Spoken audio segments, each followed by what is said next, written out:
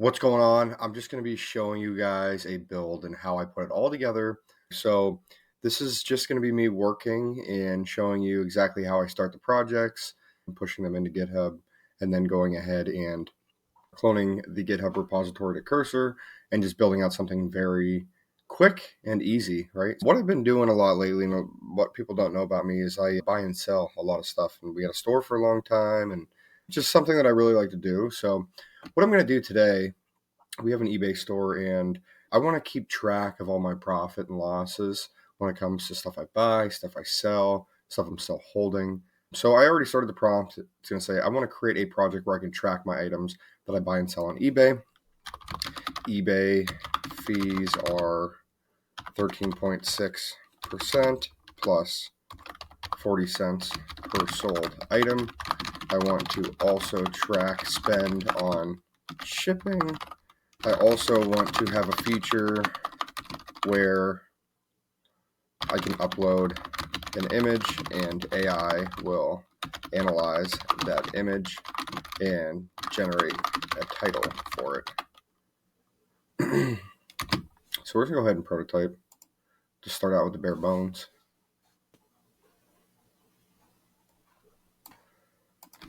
So for the image upload, I want it so I don't manually have to keep track of what the item is. I can just upload the image and the AI will know exactly what the item is, so it can keep track of it. So we're going to go ahead and prototype this app, and it's going to get to work. So here you go. It's actually loaded up. Pretty baseline of what it did right now. So what it's going to tell us to do is add an API key. I'm going to go ahead and add my API key, and then I'll resume this video. So now that I've added my API key, I'm going to want to add a database to track all this data. I'm not sure exactly if it actually set that up yet or not, but we haven't published a project, so I'm assuming it did not. So I'm going to go ahead and do that. I'm going to go ahead and publish out. And this is a brand new project, so it's going to create a Firebase project. I'm going to go ahead and set all this up. Now we're just going to give it a few minutes to set up these services, and then we're going to start adding some of the backend, and then we're going to push this out of Firebase Studio into GitHub, and then we are going to clone it to Cursor where we can really tweak it out that way. Perfect. So now that we have this app published, after just a few prompts, and what we're going to do is we're going to start setting up the database so we can keep data, we can keep track of everything. And now that we have this published, and what I've talked about in these other videos, is we're going to go ahead and go over to the console.firebase. So what I'm going to do is I'm just going to pull this up, console.firebase.google, and we're going to look for our new project. This is another project that I have. See all projects. We're going to click Profit Pilot. When we click Profit Pilot, you will see we have nothing set up. What we're going to do is we are going to, let's set up authentication so that I'm the only one who can access this, just in case someone gets access to this. I'm not going to set this out for the public or anything like that, at least for now. So email and password, I'm going to enable that, save it. And then we're going to go and click Firestore database. That's our database that we're going to keep everything connected to. So once that loads up, we're going to click Create Database. We're going to click Next. We're going to click Next. And we're going to start it in production mode. Click Create. This just takes a few seconds. Okay, great. Now that we have that set up, we're going to come back over here. And before we put this into GitHub or anything like that, let's get the authentication and also the Firestore database enabled on this. We've already enabled it within the project level. Now we want to enable it with the code base, right? So let's add user login. I have already enabled authentication for my project in Firebase console. And I've showed you guys this a couple times now, but what we're going to do, just so it knows, we're going to go to General, and then we're going to scroll down, and we're going to just copy this just so it has our project. Here is my project config. And it should already know this, but I just do this just to make sure.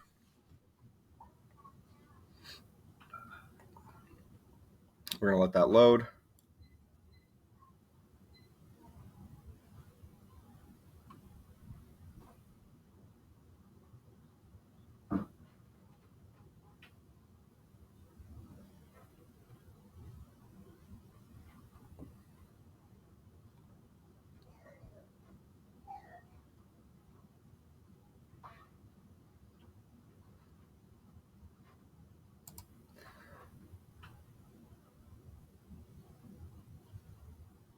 Okay, so we're just going to click start. It's connecting to the project that we already have. You can see the number here, 7016B, 7016B. We can also check that over here.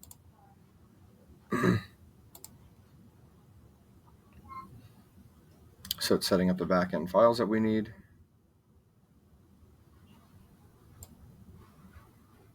And we already have the database enabled. Usually this will enable your database just for you, but we just do it just in case. And this is a very quick example of how quickly you can set up authentication and also set up your database that you need. And obviously we're going to need to be able to store images and stuff like that, so stuff saves. So there is a configuration for setting up a storage bucket, which is like Google's way of storing media. So I'm going to let this load, and then I will resume the video as soon as it's... Now this is almost done. It's setting up the final changes, and then this will get everything set up ready for us to go. Perfect. So everything is set up now for user authentication. So we should be able to just create an account. So we don't have an account, we're going to click sign up. And then I'm going to name it Chris Porter. Put in my email. And then I'm going to save the password. Create account. There you go. Now we have our account, right? So now that means, say if I had multiple accounts, there's other people using this, everything's going to store. So I just want to make sure of one thing. I'm going to say, I have already enabled Firestore database. Are we already hooked up to it? Question mark. And I already know that we are, because like if we come over here and we go to authentication, you're going to see that my email is now in here. But if we go to Firestore database, it should have made a record. Users, there we go. Perfect. I'm not actually going to ask that question just because I see that it's already working. If the database was not working, it would have not stored this user in there, and the authentication flow would have probably not even worked. So what we're going to do, now I want to refine this a little bit. We have the bones of a database in place. We have the bones of the authentication in place. Now with the image uploads, I want to be able to save these images and just not have them like client facing. So what I'm going to do is I'm going to go to build again over here on the console. And I'm going to go to, we're going to go to storage. And then we're going to click get started. Click continue. Start in production, just like we did for the database. Ooh, let's refresh this page again. Something happened there. Okay. Click continue. Start in production mode. There we go. And now what we're going to do is we have this storage bucket. That's what they call it through Google. It's a GS.studio. This is our storage bucket. So what I'm going to do, I'm going to create a folder. I'm going to name the folder images, and we're going to add folder. And then what we're going to want to do is we're going to want to take this, copy this, and I'm going to say I have enabled storage now in Firebase console. This is my storage bucket. And then I paste that in. I want to make sure that when we upload an image, the image is being saved into the storage bucket. I created a folder called images that we will save the images in. Okay, so I'm going to go ahead and put that in. We're going to let that run, and I'll resume the video. Okay, perfect. Now that's done. It says, I've updated your app to use Firebase storage. Now when you add an item, the image will be uploaded to the images folder in your storage bucket. So now what we've done very quickly is we have set up authentication where users can log in and sign up. We've set up a database so that all the data from a user is going to be stored in that database. And we've also set up a storage bucket for our storage container where we're actually saving these images and they're not going to go anywhere but besides in there. So that is like 3 of the main pieces that you're going to need for setting up an app. So what we're going to do next, we want to make some changes in this. Obviously, this is not how we're going to want to have it set up. This is a very baseline, and I'm talking about the functionality of this app. So what I'm going to do is I'm going to go ahead and I'm going to publish this out again. And then what we're going to do from publishing it is we're going to go over to the code editor, which will be this button right here. And then we're going to put this into a project in GitHub. So I'm going to publish this and then I'll resume the video when we're ready to go over to the code editor. Great. So now that we have published this app out again, what we're going to do is we're going to come over to here to switch to code editor, right? Click this and get rid of this. Now, this next step that we're going to do here is what I talked about in my other videos that I go into depth with. But what we're going to be doing is we're going to be actually pushing this into a GitHub repo. That way we can open up Cursor and then we can start working out of Cursor because I believe that Cursor works so much better than Firebase Studio. What we really want to use Firebase Studio for, and I talk about this a lot, is the backend build. So the authentication, the storage, and also the database. So you're not having to go to 20 different places and do this when you're building an application or your software, your website, anything. So what we're going to do is we're going to go over here to source control. And you can see here it brought over our chat. Now don't worry about any of that. We're going to click publish branch. And what that means is we're going to publish the branch to GitHub or wherever you have this set up. But GitHub, this is what we're going to use it as. So we're going to publish branch. It's going to say extension GitHub wants to sign in using GitHub. We're going to click allow, copy and continue this code, right? It's going to open up GitHub, continue. We're going to paste that code in that it just gave us, click continue.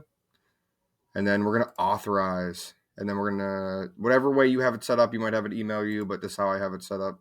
I have to put in a pin every time I do this. You're all set. So now we go back on over here and we're just going to name this Profit Pilot. Profit Pilot. And then publish to GitHub private repository. We don't want it public. We don't want people have access to this. This is just something that I want to keep to myself. So go ahead and click publish. So it has published. You can see down here, published to GitHub, and then successfully published, right? So now we can open it on GitHub.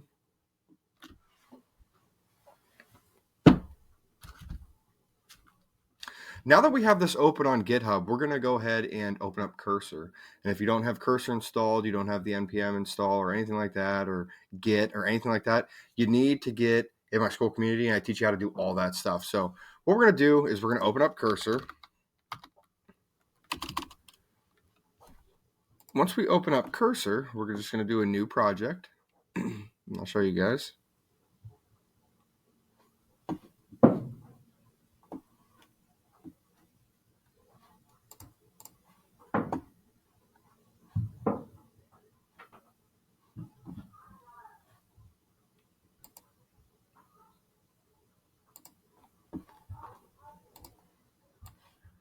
Now that we have Cursor open, what we're going to do, and I'm just going to put this down for a second, we're going to go ahead and click code right here on GitHub.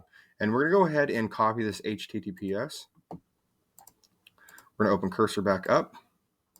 And then we're going to clone a repo. So what we're going to do when I click clone repo is we're going to go ahead and paste this in. Paste it in. And then what I do is I save all of my projects in a GitHub repo folder, and I name them something themselves. So you can see all these projects that I've been working on here.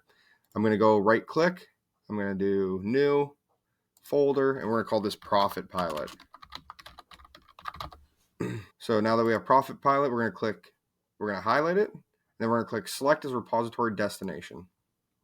So now it's cloning it. Would you like to open the cloned repository? So we're going to open it. It's that simple, right? And so this is the first time I've ever opened this project in Cursor. And you need to make sure that you have Git installed on your computer, NPM, all that good stuff. And I go over this in depth in my Skool community. So if you're not in there, it's really important that you join it so you're not messing any of this up. Cursor is a powerhouse, and I'm just going to exit this out. Cursor is a powerhouse. So we want to make sure that we're working on a cursor. So no longer are we going to send prompts through here most of the time. We're going to always be working on a cursor now. So I'm going to open cursor up and I'm going to do a new terminal. And then I'm going to toggle my sidebar. You'll see this looks just like it did in Firebase. So remember how we had publish here. So this is a working tree, right?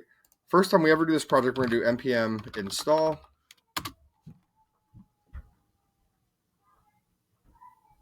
It's going to go ahead and install all the dependencies, everything that we need to run this project.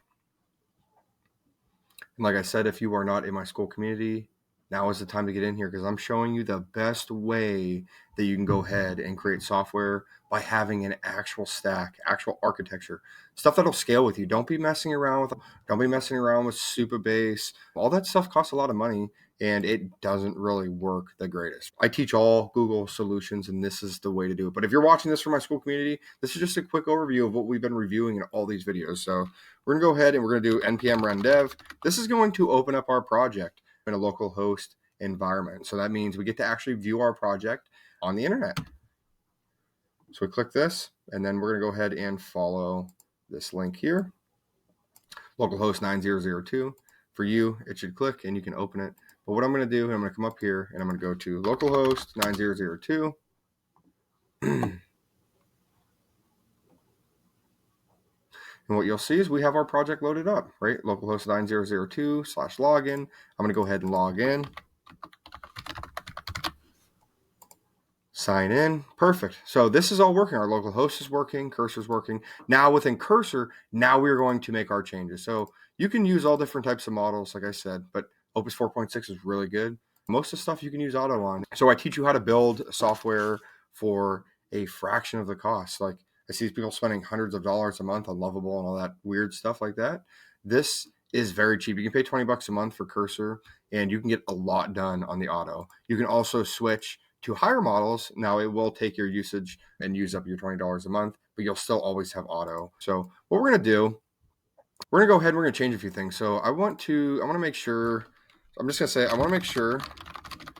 that when I put a product in the inventory to track, I want to be able to click that if it's sold or not.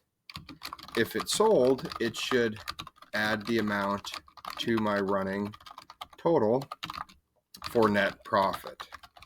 But if it does not sell or hasn't sold, then it should not count that towards my net profit, etc. This needs to be a powerhouse of a profit tracking system that is extremely accurate. For me, I'm going to put this one on Opus 4.6 just to make sure that it works really good. I only have to do it once. Auto mode is just fine, but Opus 4.6, I really like it. It can become costly though. So we're going to let that run and do its thing. It's going to think a little bit, and I'm going to resume the video once it's made these changes. Perfect. Now that this is all done, it did 5 steps. Step 1, it updated the item type, adding the sold listing status tracking fields. Step 2, update the add in item form. New item start is listed, not yet sold. Step 3, overhaul the items table and add sold toggle, status badges, visual differentiation. Step 4, overhaul the dashboard stats. Only sold items count towards profit. Add inventory insights. Step 5, it updated the main pages, add the toggle sold handler, and wire everything together.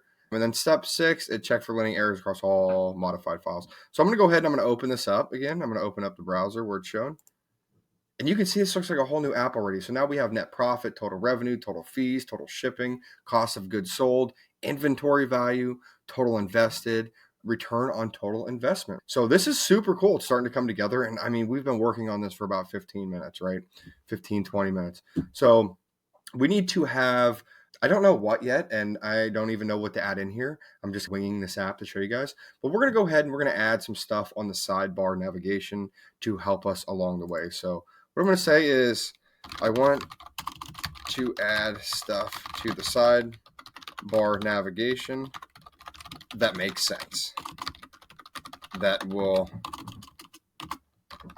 really turn this into a powerhouse tracker / profit tracking system, etc. Think carefully.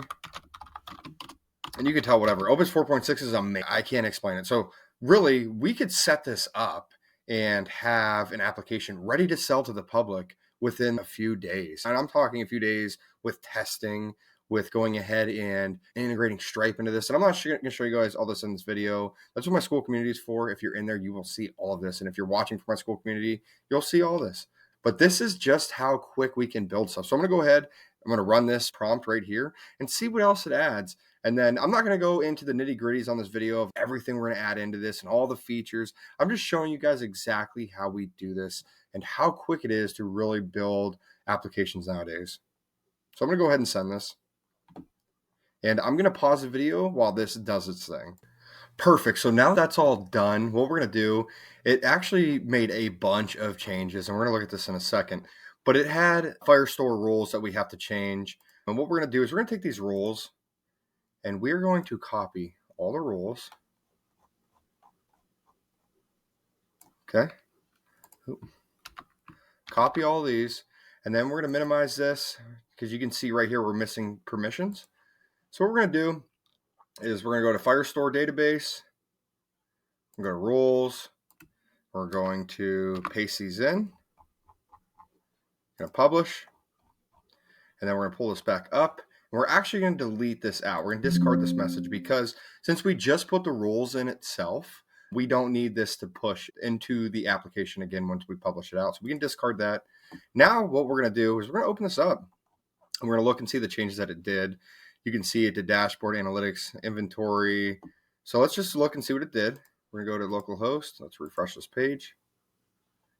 And boom, we have a whole new build here. So now we have our dashboard that shows true net profit, recent sales, expenses, analytics, inventory, total revenue, total fees, total shipping. This is a full-blown system that I've made in probably 20 minutes. And obviously there's going to be some more tweaks that I want to add to this, stuff that I'm going to add in here that I like, stuff that I dislike. So if we go to add a new item, we can add new items now. We can go to all items. So let's just do a test, add an item. I just got this. A Brady M12. We purchased this actually for $12 and we ended up selling it for $85 and we did free shipping. So add item. And there was an error. Okay, so I'm going to walk you guys through this error. So what we do here, we're going to open this error up. So Firebase storage, users do not have permission to access images. So we have to do the same thing we did here for the rules, but also in storage. So we're going to open up cursor. And I'm just going to switch this back to auto now since we don't really need that. And I'm going to say, I got this error. I tried to upload a product. And then I'm going to say ... give me the roles I need for storage. Ask. And then once we do this, I'm going to cut this video and I'm going to show you guys exactly how we publish this back out to Firebase Studio and then publish it out. And then whenever you're building your stuff, obviously you're going to want to keep making tweaks or adding stuff like that. So it's going to check the existing Firebase storage rules in the project.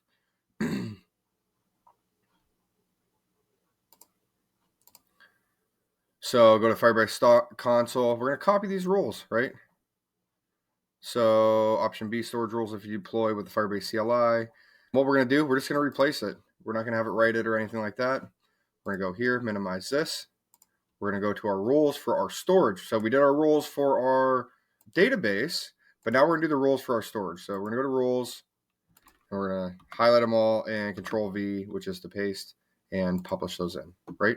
So now, if we refresh the page, we can go to this. We can find our Brady that we sold. Where is it? Right here. And then it's going to generate the title with AI. And purchase price was $12 and we sold it for $85. We did not charge them shipping. We're going to add item. There you go. Brady has been added. So we're going to go to all items and we have another error. And this happened. So what we're going to do, we're going to copy this and we're going to come back here. We're going to say Switch to agent. I'm going to say when I tried to go to all items, I saw this error now on the page. Boom, paste that all in.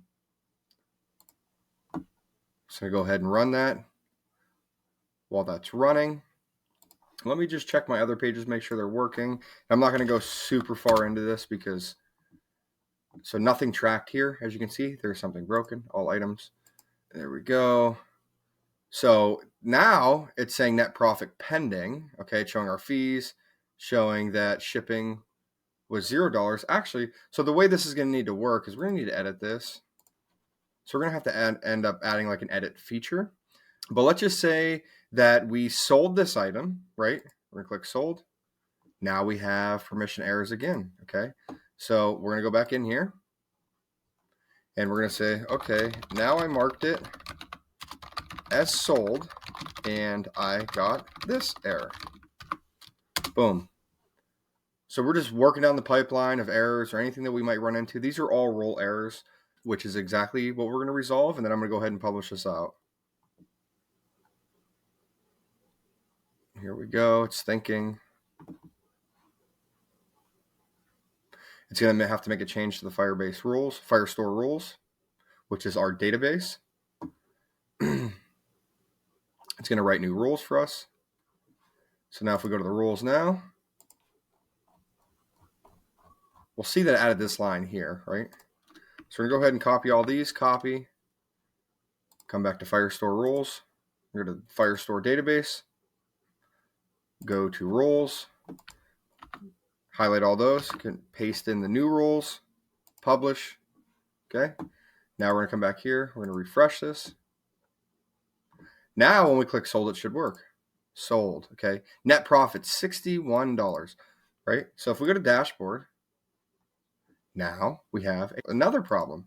And this is just problem after problem, but this is how we work through it. So now after I clicked sold, it seemed like it worked, but when I clicked dashboard, I got this error. So this is going to be another rule error. What it is going to be, I think, is that we don't have the correct rules in order to view the analytics. So there you go. We're going to let that run.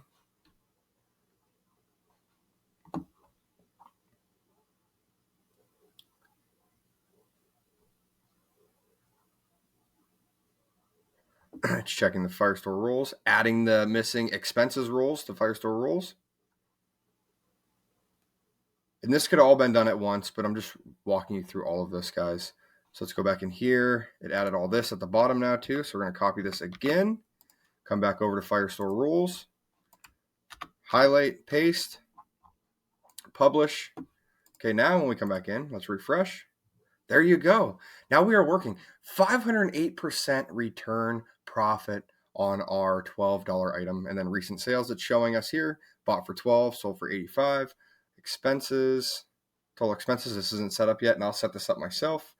This is the expenses that set up is like bubble wrap, tape, any kind of supplies. That's what this is for. This is really nice. I like that. Let's see what they got in settings. We can change the percentage fee, flat rate per transaction, 40 cents. This is for eBay only. And what I'll probably end up doing is making this so we can work with every different platform out there that we sell on. Inventory, 0 listed, 1 sold. Sweet. This is working pretty good. So what I'm going to do, this is looking pretty good. I'm going to delete these rules out of here real quick. I'm giving you guys a high, fast overview of like how I build, right? So we're going to discard this file since we already put those rules into the actual production rules. And now we are ready to go and commit these changes to GitHub, right? So we're going to go ahead and commit these changes. I click them. Oop. And then we're going to click this button up here, accept commit message, save, sync changes. Okay. So now that we have synced those changes, we've put them into GitHub and synced them into GitHub. We're going to minimize this. We're going to go back over to our code editor, right? And what we're going to do now, since this is not up to date, it's not up to speed with feature, add new pages and components, I have enabled storage. You can see it's not right. We're just going to click this. We're going to click OK. And then you see we have our new feature in our working tree. So now from here, this Firebase Studio where we deploy our software from is now up to date, right? So now we can go ahead and publish, and we click publish, and we are good to go. And this is like a high overview of the flows that I've been teaching in my Skool community. And if you're watching this from my Skool community, this is just a refresher for you to see how quick you can actually set this up instead of, I've broken this down in a lot of videos, and seeing it all from point A to point Z is really the way to learn. And with this, I want to teach you guys exactly what I'm doing, how fast this can really be. Since in my Skool community, I break down these videos in 20, 30, 40-minute videos and show you exactly what you're doing. Now, if you want to take the next step and you are not in my Skool community, I highly suggest that you join, because I will teach you everything you need to know inside and out with all of this. Now, I flew through this because I've been doing this for a long time. I've been building software for a long time for companies, but I'm teaching all of my knowledge in my Skool community. Right now, if you are not in my Skool community, it is well worth it. You'll be able to create software that is sellable, that you can make money selling. Anything that you can imagine in your head, we can build. Now, if you are in my Skool community watching this, I appreciate you guys in here, and I really enjoy everyone's feedback. I really enjoy everyone coming together in this community. So everyone have a good one. Take it easy, and I will catch you on the next video.